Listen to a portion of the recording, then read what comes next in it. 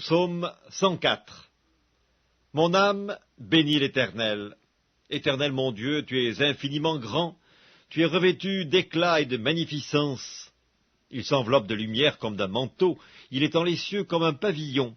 Il forme avec les eaux le faîte de sa demeure, il prend les nuées pour son char, il s'avance sur les ailes du vent.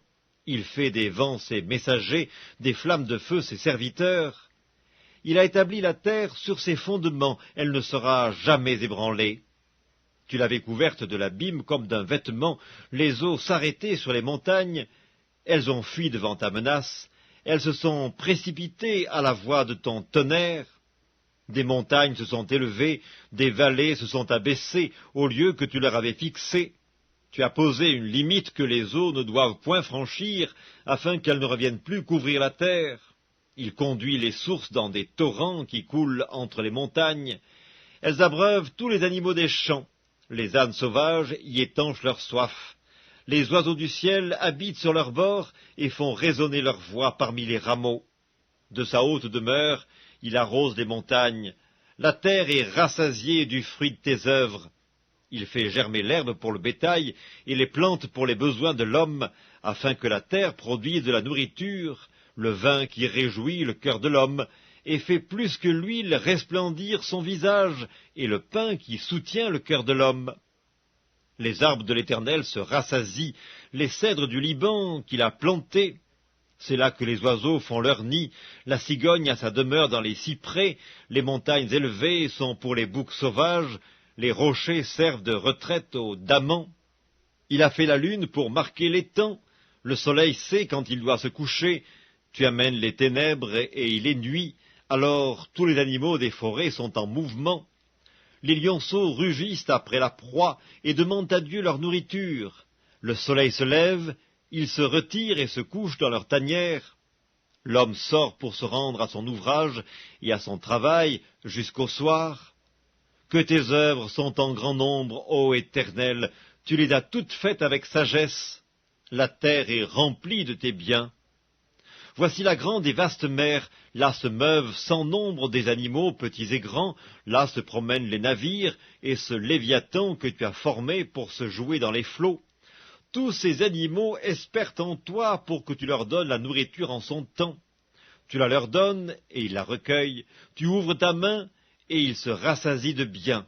Tu caches ta face, ils sont tremblants, tu leur retires le souffle, ils expirent et retournent dans leur poussière.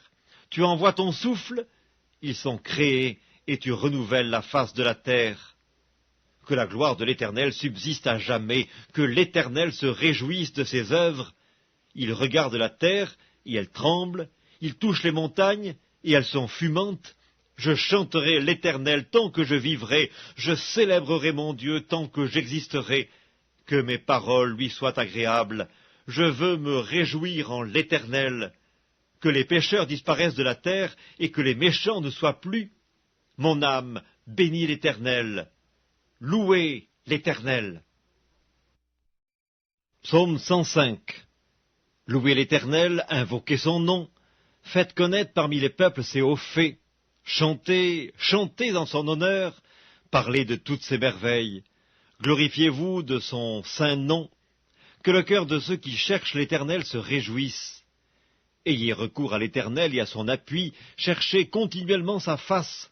Souvenez-vous des prodiges qu'il a faits, de ses miracles et des jugements de sa bouche, postérité d'Abraham, son serviteur, enfant de Jacob, ses élus.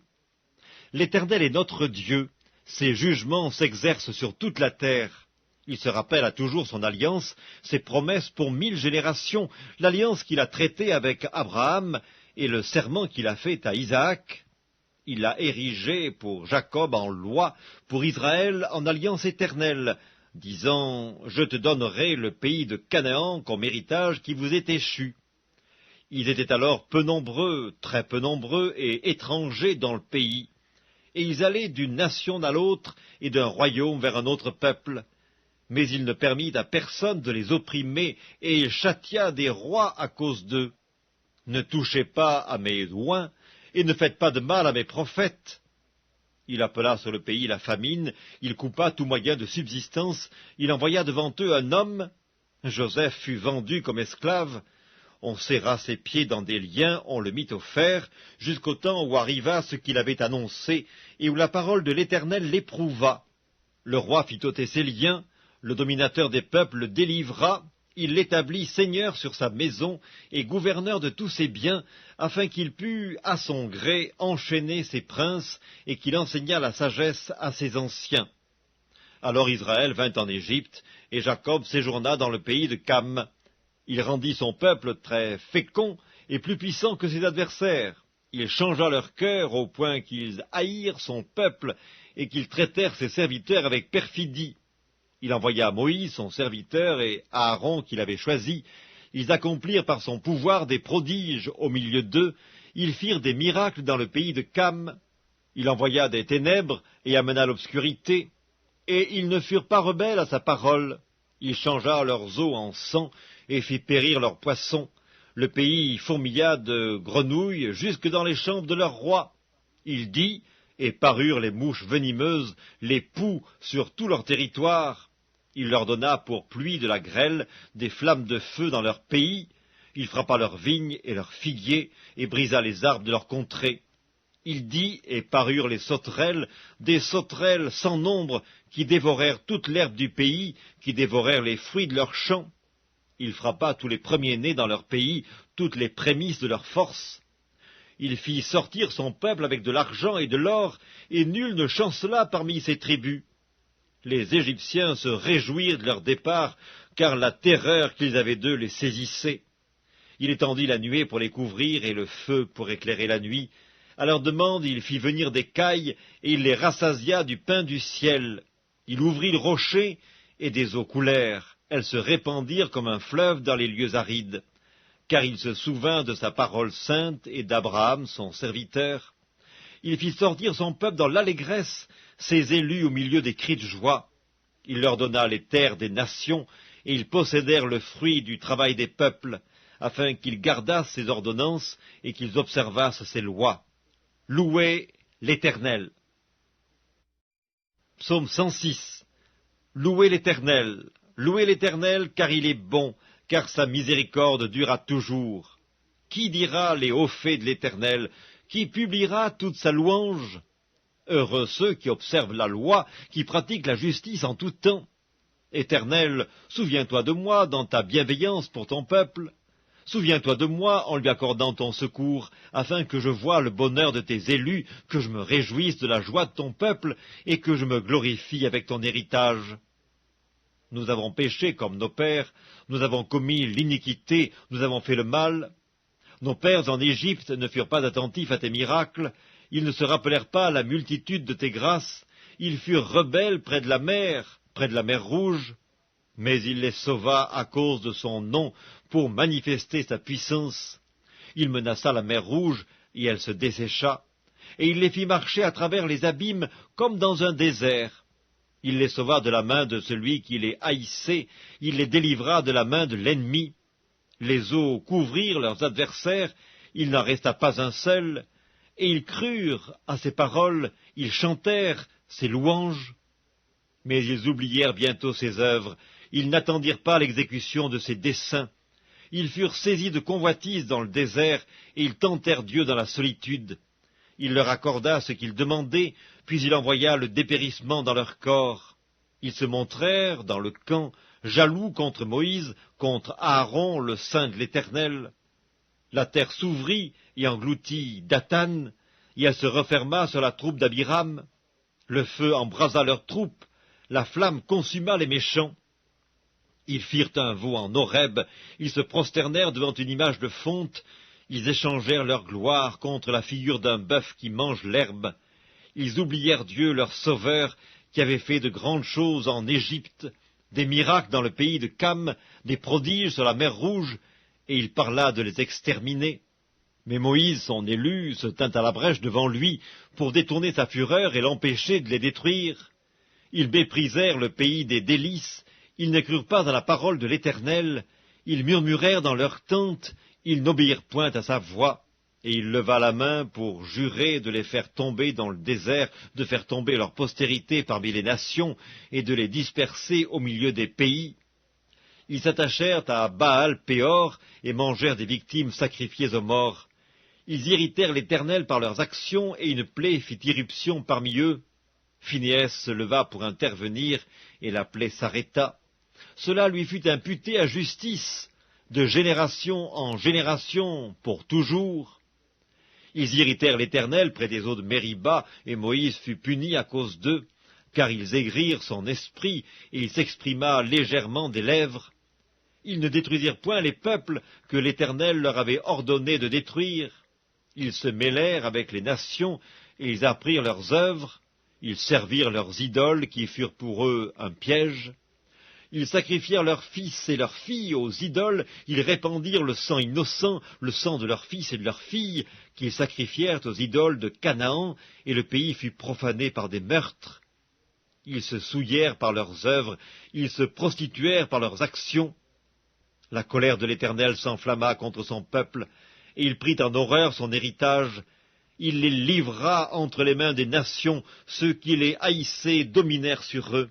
Leurs ennemis les opprimèrent, et ils furent humiliés sous leur puissance. Plusieurs fois il les délivra, mais ils se montrèrent rebelles dans leurs desseins, et ils devinrent malheureux par leur iniquité. Il vit leur détresse lorsqu'il entendit leurs supplications. Il se souvint en leur faveur de son alliance. Il eut pitié selon sa grande bonté, et il excita pour eux la compassion de tous ceux qui les retenaient captifs. Sauve-nous, Éternel, notre Dieu, et rassemble-nous du milieu des nations, afin que nous célébrions ton saint nom, et que nous mettions notre gloire à te louer. Béni soit l'Éternel, le Dieu d'Israël, d'éternité en éternité, et que tout le peuple dise Amen, louez l'Éternel.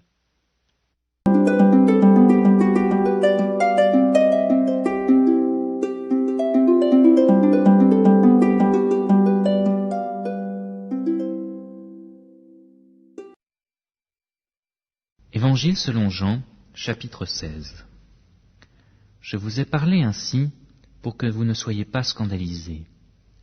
Ils vous excluront des synagogues, et même l'heure vient où quiconque vous fera mourir pensera offrir un culte à Dieu. Et ils feront cela parce qu'ils n'ont connu ni le Père ni moi. Je vous ai parlé ainsi pour que l'heure venue, vous vous souveniez de ce que je vous l'ai dit. Je ne vous l'ai pas dit dès le commencement, parce que j'étais avec vous. Maintenant, je m'en vais vers celui qui m'a envoyé, et nul de vous ne me demande où vas-tu. Mais parce que je vous ai parlé ainsi, la tristesse a rempli votre cœur. Cependant, je vous dis la vérité, il est avantageux pour vous que je parte, car si je ne pars pas, le Consolateur ne viendra pas vers vous. Mais si je m'en vais, je vous l'enverrai. Et quand il sera venu, il convaincra le monde de péché, de justice et de jugement. De péché parce qu'il ne croit pas en moi, de justice parce que je vais vers le Père et que vous ne me verrez plus, de jugement parce que le prince de ce monde, est jugé. J'ai encore beaucoup de choses à vous dire, mais vous ne pouvez pas les comprendre. Quand il sera venu, lui, l'Esprit de vérité, il vous conduira dans toute la vérité. Car ses paroles ne viendront pas de lui-même, mais il parlera de tout ce qu'il aura entendu, et vous annoncera les choses à venir. Lui me glorifiera, parce qu'il prendra de ce qui est à moi et vous l'annoncera. Tout ce que le Père a est à moi, et c'est pourquoi j'ai dit qu'il prendra de ce qui est à moi et vous l'annoncera. Encore un peu de temps, et vous ne me verrez plus, et puis encore un peu de temps, et vous me verrez de nouveau, parce que je vais vers le Père. Alors quelques-uns de ses disciples dirent entre eux, « Qu'est-ce qu'il nous dit? Encore un peu de temps, et vous ne me verrez plus, et puis encore un peu de temps, et vous me verrez, et je m'en vais vers le Père. » Il disait donc, « Que dit-il là? Un peu de temps? Nous ne savons pas de quoi il parle. » Jésus, sachant qu'ils voulaient l'interroger, leur dit, « Vous questionnez les uns les autres sur ce que j'ai dit. Encore un peu de temps, et vous ne me verrez plus, et puis encore un peu de temps, et vous me verrez. En vérité, je vous le dis, vous pleurerez et vous vous lamenterez, et le monde se réjouira. Vous serez dans la tristesse, mais votre tristesse sera changée en joie. La femme, lorsqu'elle enfante, a de la tristesse, parce que son heure est venue. Quand elle a donné le jour à l'enfant, elle ne se souvient plus de sa douleur, à cause de la joie de ce qu'un homme soit venu au monde. Vous donc aussi, vous avez maintenant de la tristesse, mais je vous verrai de nouveau, votre cœur se réjouira, et nul ne vous ôtera votre joie. En ce jour-là, vous ne m'interrogerez plus sur rien. En vérité, je vous le dis, ce que vous demanderez au Père, il vous le donnera en mon nom. Jusqu'à présent, vous n'avez rien demandé en mon nom. Demandez et vous recevrez, afin que votre joie soit complète. Je vous ai parlé ainsi en parabole. L'heure vient où je ne vous parlerai plus en parabole, mais où je vous annoncerai ouvertement ce qui concerne le Père. En ce jour-là, vous demanderez en mon nom. Et je ne vous dis pas que je prierai le Père pour vous, car le Père lui-même vous aime, parce que vous m'avez aimé, et que vous avez cru que je suis sorti d'auprès de Dieu. Je suis sorti du Père, et je suis venu dans le monde. Maintenant, je quitte le monde, et je vais vers le Père. Ses disciples lui dirent, « Voici que maintenant tu parles ouvertement, et que tu ne dis rien en parabole. Maintenant, nous savons que tu sais toutes choses, et que tu n'as pas besoin que personne n'interroge. C'est pourquoi nous croyons que tu es sorti de Dieu. » Jésus leur répondit, « Vous croyez maintenant. Voici que l'heure vient, et même elle est venue, où vous serez dispersés, chacun de son côté, et vous me laisserez seul. Mais moi je ne suis pas seul, car le Père est avec moi. Je vous ai parlé ainsi, pour que vous ayez la paix en moi. Vous aurez des tribulations dans le monde, mais prenez courage, moi j'ai vaincu le monde. »